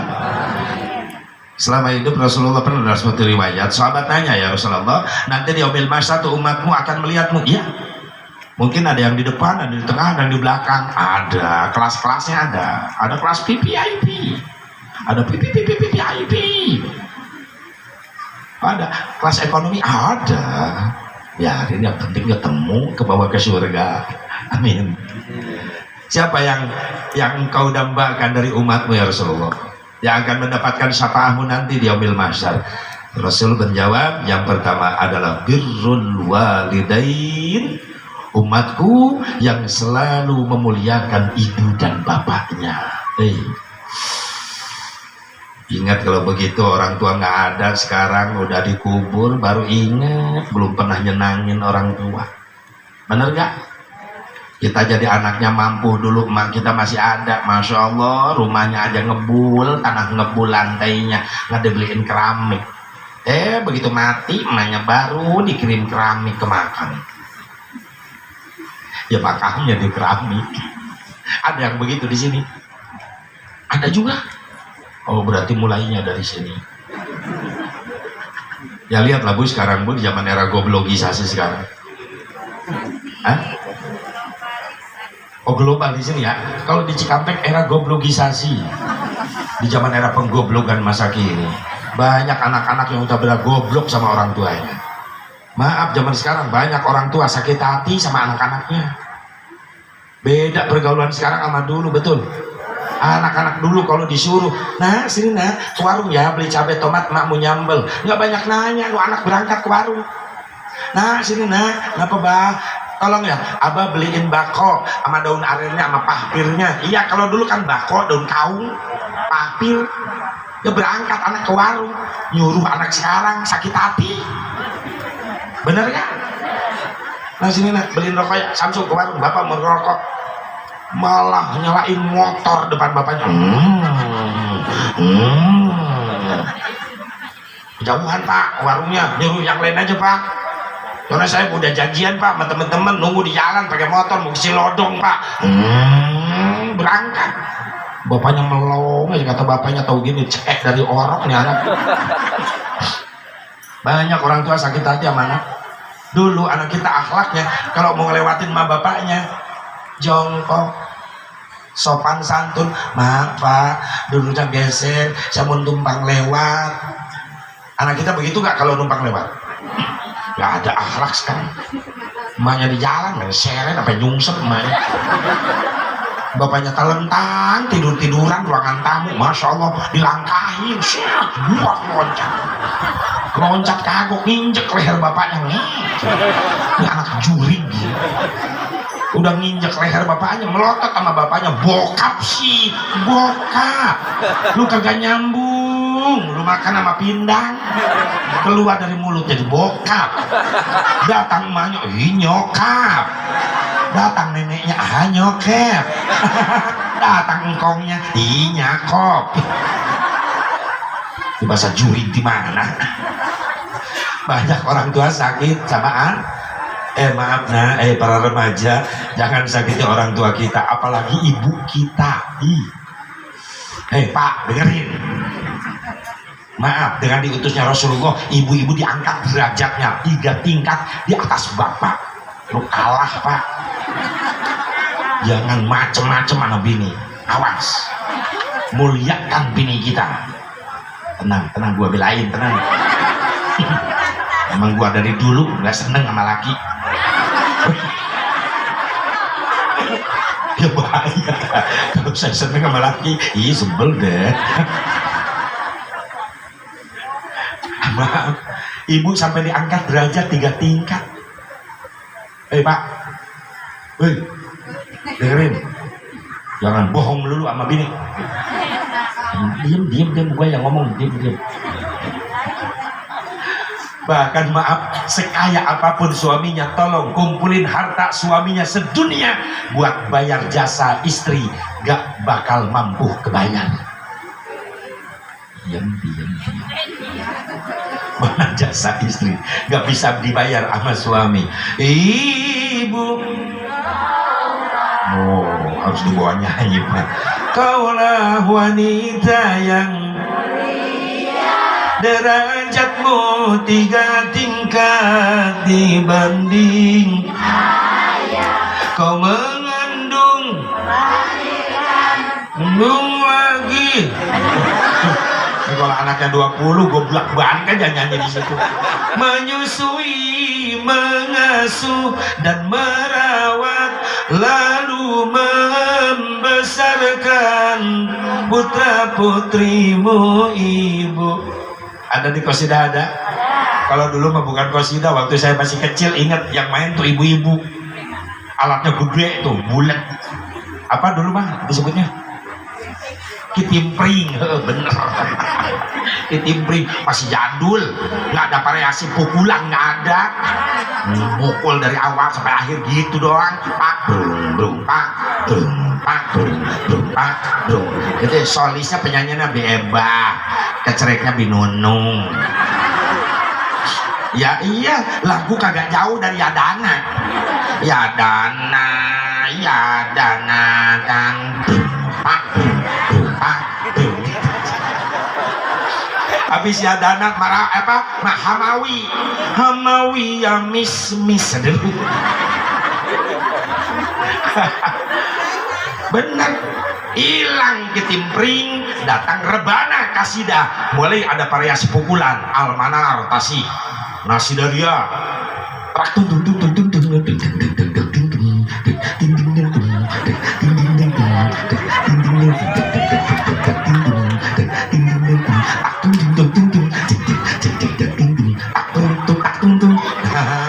2 hari saya latihan tuh. Hilang rebana, datang cerawis. Hah? Oh, mak udah tua di sini ya. Anak santri latihan dikasih dibeliin alatnya bulat-bulat pada kecil, mukul sampai kencang-kencang kedengeran kemana-mana. Opak gemblong, emping cucur. Enak tuh merawis.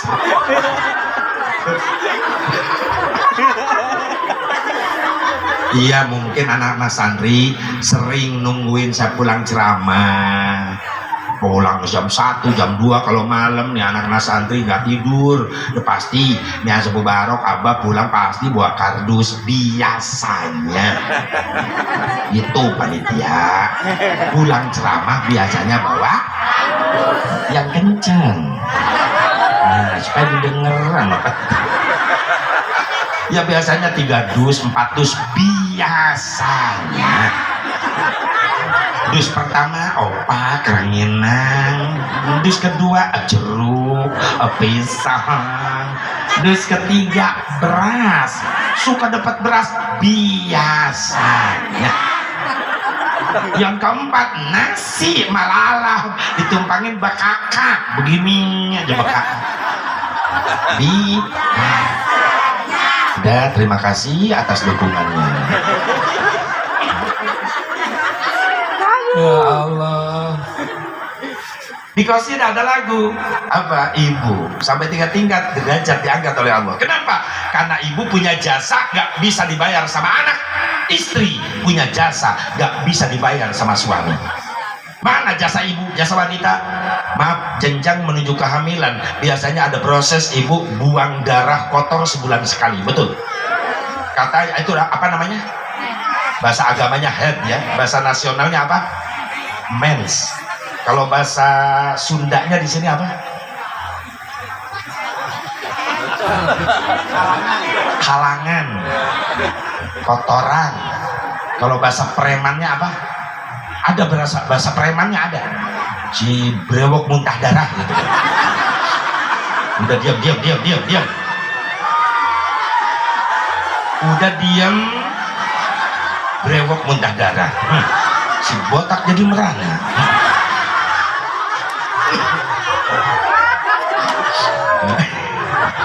Ya, gua juga dengar dari preman tahu. Brewok muntah darah. Botak jadi merana. Dah.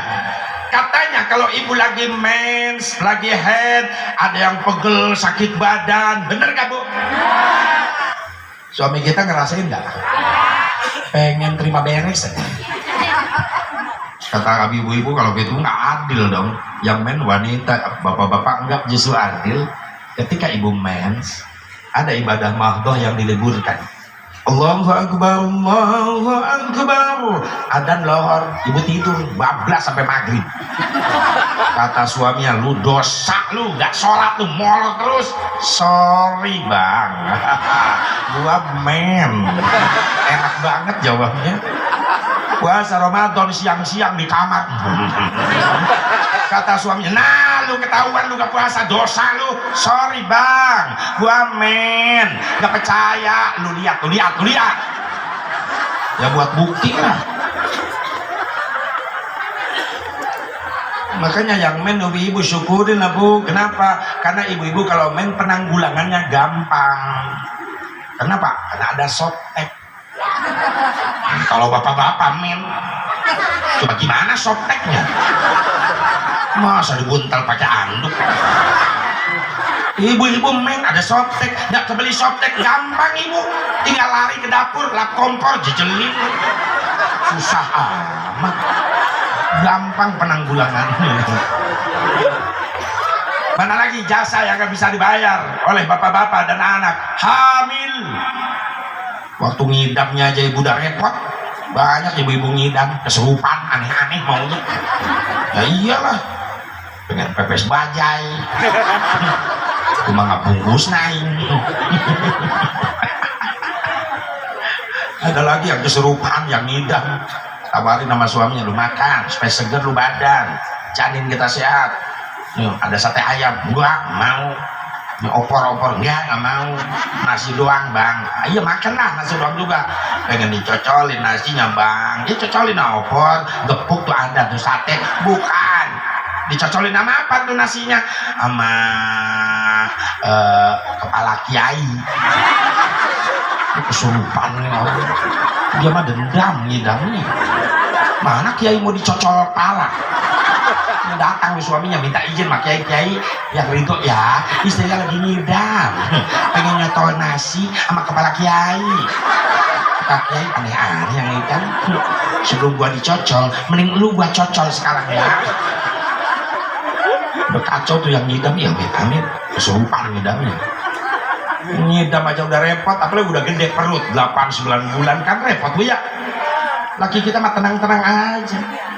Ibu tidur, masya Allah nggak nyaman tidur lagi gede perut. Bener gak? Telentang, tengkurep, repot, takut mejret. Tidur telentang terus, takut ada yang naik lagi. Naik ke puncak gunung. Serba salah. Iya. Serba salah. Makanya harus baik sama istri. Ya Allah ya Rabbana. Apalagi jasa yang bisa dibayar sama suami? Melahir. Nyawa taruhannya pak. Nyawa taruhannya. Setiap ibu melahirkan seorang anak, maka ratusan ribu urat saraf kecil putus. Nyawa taruhannya. Suami kita ngerasain nggak? Ibu mah di kamar mah bidan. Suami di luar. Keliling sono kemari, nyoting jinggo. Kalau bidan. Lagi perempuan. Bininya di kamar. Nyawa taruhannya. Kata bidan, lu suaminya. Ya bu bidan, temenin. Udah loyo, udah lemes tuh, bini lu, udah kurang tenaga, baru nyamperin. Sabar, tawakal. Enak tuh ngomong, sabar. Gue sakit. Ya tawakal lah. Ayo keluarin tali, tenaga. Itu kepala orang udah nongkrong mau keluar. Udah lemes, lemas, nggak ada tenaga. Sama papa bareng. Ayo supaya ada tenaga baru. Ayo, 1, 2, 3 bareng. Malah suaminya yang lahirin duluan. Sampai bidan kaget nih, orok bau apaan. Masya Allah. Maaf, ada penelitian dunia.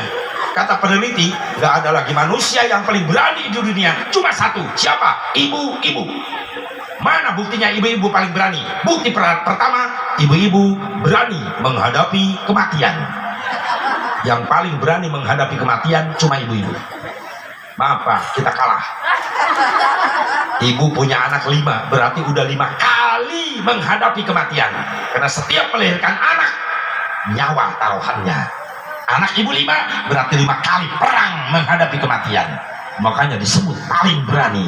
Buktinya, gak ada yang kapok. Anak pertama baru merangkak, emaknya udah muntah.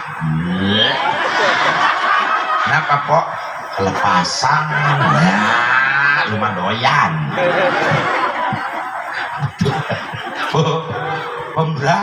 Pemberani. Bukti kedua, ibu-ibu pemberani. Bukti kedua, ibu-ibu berani ngeridit. Yang paling berani ngeridit ibu-ibu ngutang. Makanya wajar lah ibu-ibu kalau jalan pelan. Kenapa? Kerudung sampai sendal belum lunas semua. Ya mulu derajat ganti seragam. Memang ibu-ibu di mana-mana begitu.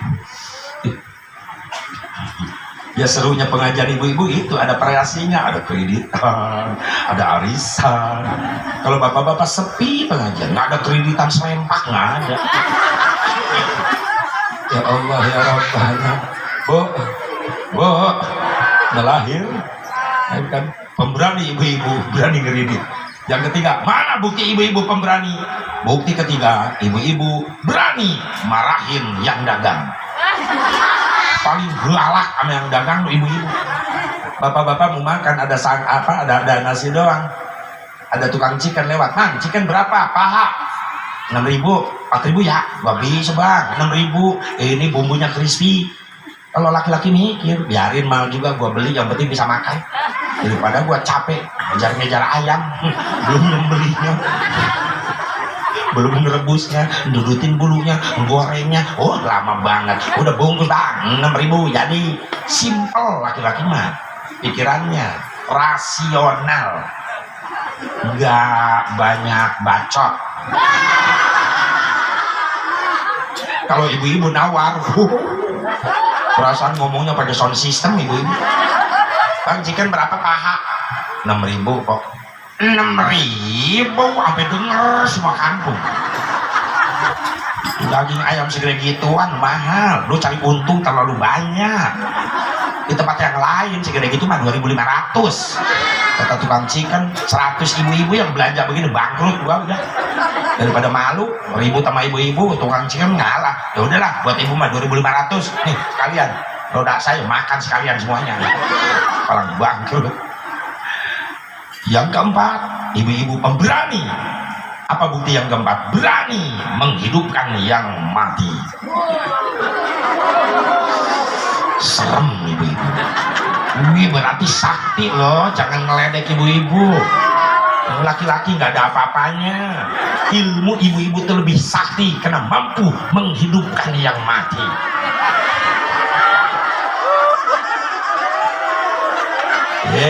Nyalain kompor, ngeres lu pikiran. Nyalain kompor, hidupin yang mati.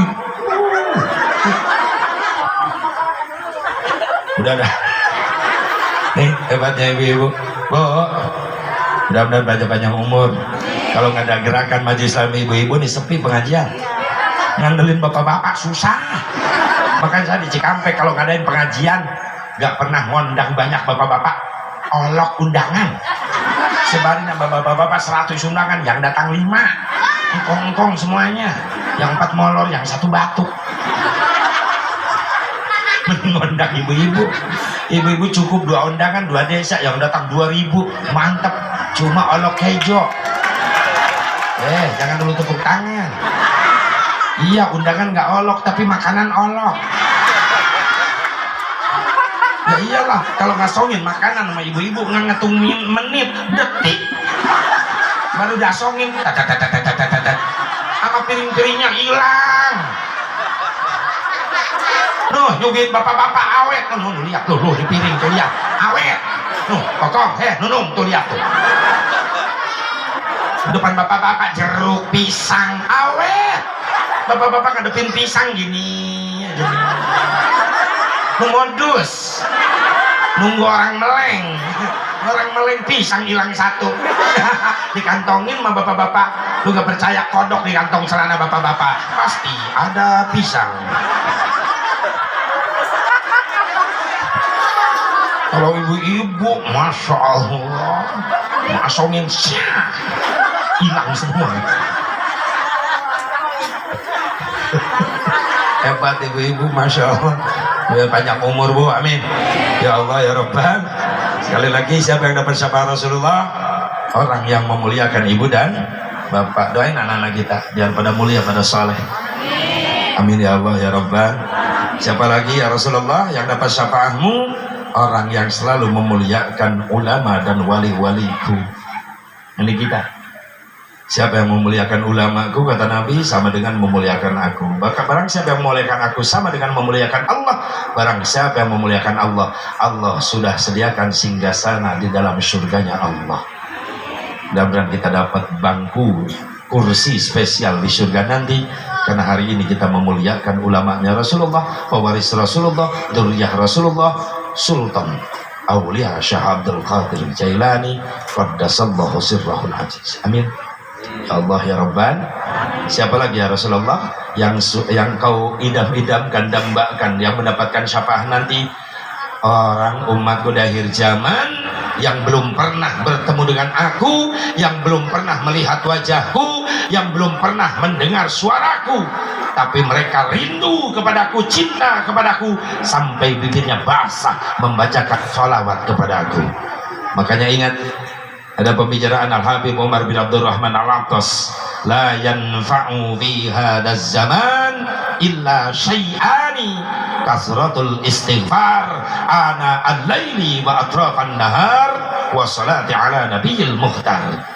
Tidak ada manfaat bagi umat akhir zaman setelah membacakan Quran. Ada dua kalimat bermanfaat lagi, akan jadi saksi di yaumil mahsyar.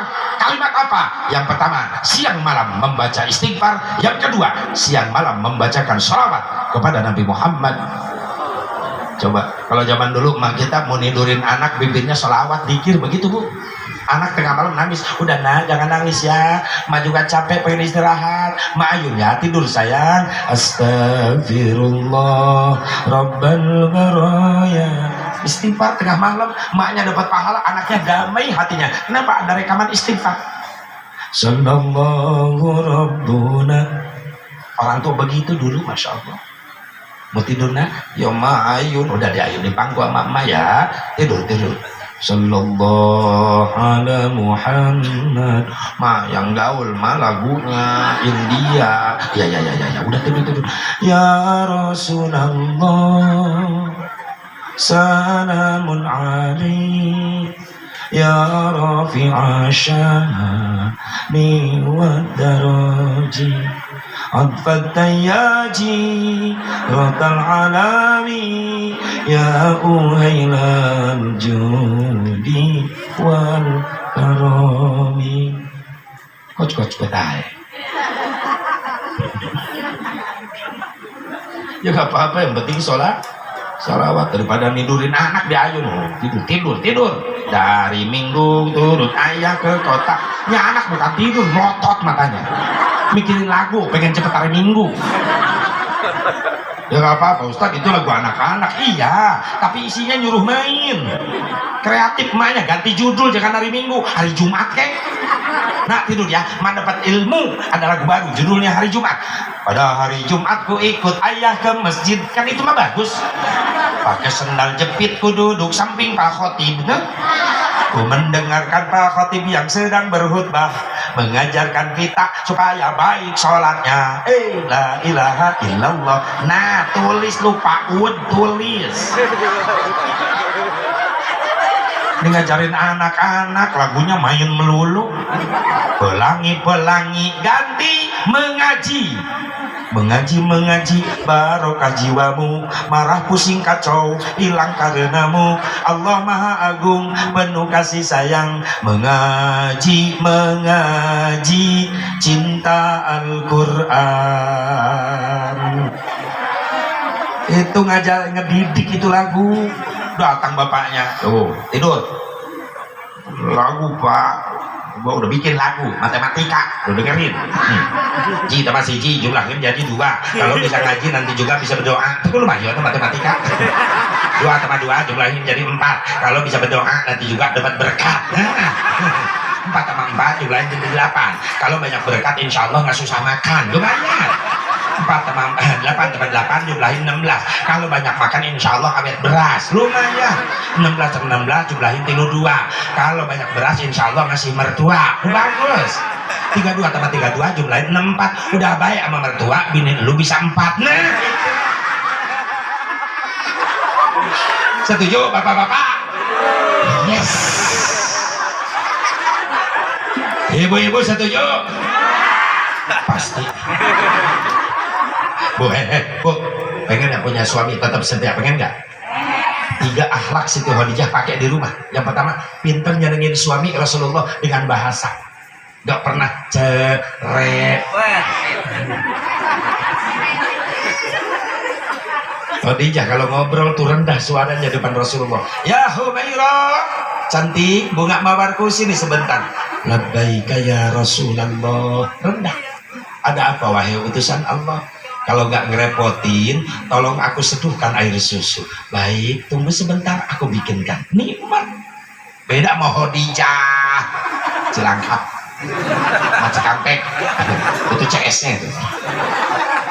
Suaminya teriak, nah bikinin kopi ya. Datang ke tengah rumah, termos dicinjing, gelas sendok, ini bikin lu sendiri. Gua lagi masak, kalau gua nggak masak lu makan-makan. Sama kopi lu nyuruh gua, ini termos di gelas, di gula.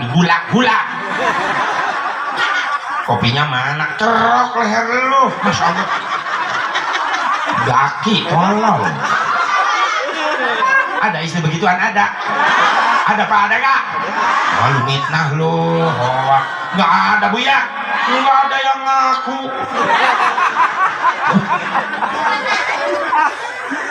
Bahasa yang kedua, senengin suami dengan tingkah laku. Siti Khadijah kalau ngobrol sama Rasulullah nunduk kepala, nggak berani melihat wajah suami. Ibu gitu nggak?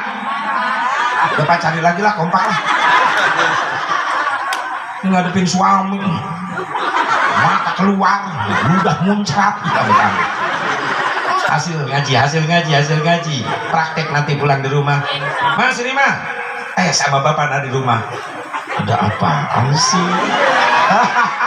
Kata suaminya, hasil ngaji.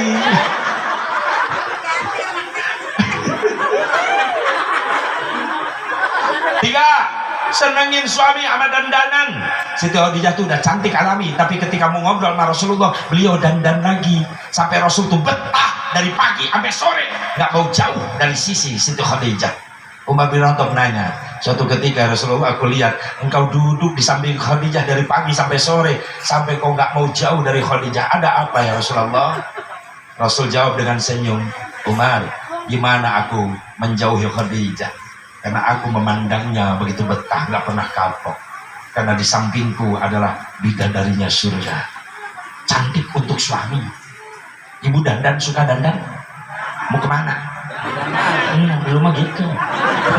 Kondangan lu babak belur. Pabrik cat pada pindah semuanya. Biru hijau, wah biru banyak. Bibir udah merah lagi. Percis ajabnya dia lembek. Gimana? Kondangan. Ya pojok disemprot. Yang dapat tukang ojek. Giliran mau mundur sama suami. Habis sholat isya, suaminya ampe rusuh pengen pulang ke rumah. Udah janjian sama bini, masuk kamar meringkak belum kuduk suaminya. Ada tidur telentang di kasur, rambut acak-acakan. Masya Allah, boro-boro dandan, tali BH putus sebelah, yang sebelah udah sambung pakai penitih. Suaminya melong aja. Innalillahi wa inna ilaihi raji'un. Allahu la ilaha illa huwal hayyul qayyum. Baca ayat kursi. Ya Allah, sore-sore udah ada penampakan ya Allah. Pasti liatin lo bini gua. Biarin jelek-jelek gua rindu. Udah peluk aja dah. Dipeluk sama suaminya, teriak suaminya, penitih nojos. Udah jelek, bau, nyiksa lagi. Makanya Pak, kalau punya bini casingnya model begituan, udah sedang-sedangnya masukin kulkas Pak. Kalau bisa ganti HP lah. Allah, keondangan lu babak belur. Dandan, suami pulang sore jam 5, habis sholat asar dandan. Anaknya nonton, nah undangan, siapa yang ngajak? Nah dandan, hasil ngaji tadi. Mana jemput bapak bandara bapak lu dari sawah naik pesawat pintu dandan mantep dah, buka deng jendela nengok keluar, subhanallah walhamdulillah, baca tasbih terus. Ya Allah, berkah tasbih yang aku baca, pahalanya sampaikan kepada suamiku yang ada di jalan, selamatkan di jalannya ya Allah, hasilkan rezeki yang berkah buat bekal ibadah. Suka kan nungguin suami ngedoa begituan, boro-boro coba nekat cari uang lagi. Begitu suaminya nongol kelihatan, wah suamiku pulang, assalamualaikum, waalaikumsalam warahmatullahi wabarakatuh. Lipen dilihat lagi, udah cakep dah, buka pintu, senyum, suaminya bengong. Baiti jannati, rumahku adalah surgaku ya Allah. Di tempat kerja, di jalan banyak yang cantik, ternyata ini yang lebih cantik ya Allah. Muji suaminya, indahnya bulan, seindah wajahmu, kuningnya emas, tak sekuning gigi.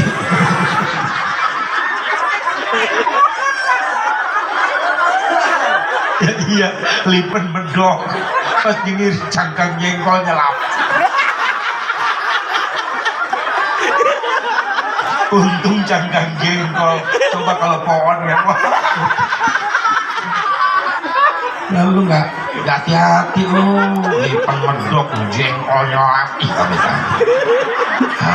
Segitu mah mending masih muda. Alhamdulillah. Ibu nanya, Asep, Siti Khadijah begitu baik, akhlaknya mulia, ada yang ngedidik? Ada. Siapa? Rasul suaminya. Bapak pengen punya istri soleha? Pengen? Jawab, pengen gak? Syaratnya bapak yang jadi suaminya harus ngasih contoh duluan, soleh sama istri. Diam. Bapak pengen dimuliain anak istri, pengen gak? Syaratnya bapak harus lebih dulu ngemuliain istri. Diam. Kenapa Siti Khadijah mulia bahasanya? Karena Rasul yang duluan ngasih contoh mulia sama Siti Khadijah. Manggil bini Rasulullah, ya Humairah, bunga mawarku cantik, sini sebentar. Ibu pernah gitu-gitu sama bapak?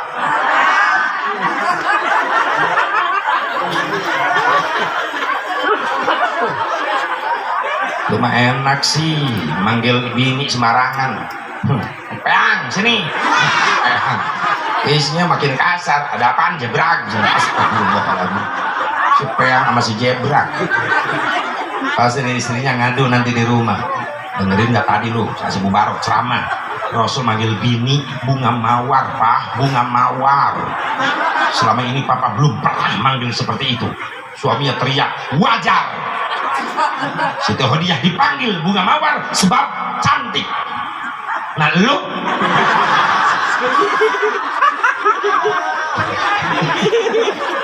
ya jangan gitu Pak, kan Bapak juga cinta sama aku, masa nggak pernah manggil bunga mawar? Oh pengen dipanggil bunga, oke. Hei bunga jawer kotoku. Bau dia, bompol. Awas Bu, siapa yang dapat sapa Rasulullah? Orang yang selalu membasahi bibirnya, membaca istighfar, membaca salawat kepada junjungan kita Nabi Muhammad Sallallahu Alaihi Wasallam. Mudah-mudahan ada manfaatnya. Udah jam 2. Biarin ngaco jam-jam gua. Saya mau langsung ke Ciawi, tapi insya Allah istirahat dulu sebentaran dah. Paling asar, habis asar lalu berangkat ke Ciawi. Mungkin berapa jam dari sini? Bisa sejam nyampe lah, karena dari Ciawi nggak jauh.